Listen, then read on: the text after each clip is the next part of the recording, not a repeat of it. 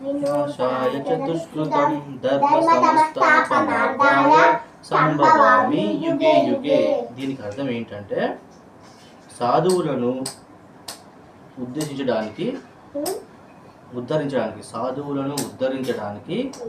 దుర్మార్గులను నశింపచేయటానికి, అలాగే ధర్మమును నెలకొల్పటానికి ప్రతి యుగములోనూ నేను అవతరిస్తాను అని శ్రీకృష్ణుడు భగవానుడు పలికెను.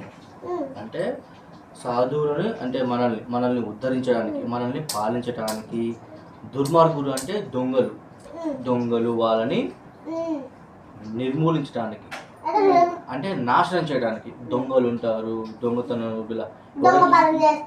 ఎవరైతే చెడ్డవాళ్ళు ఉంటారో, ఎప్పుడైతే చెడు ఎక్కువ అయిపోతుందో ఈ భూప్రపంచం మీద వాళ్ళని నాశనం చేయడానికి శ్రీకృష్ణ భగవానుడు ప్రతి యుగం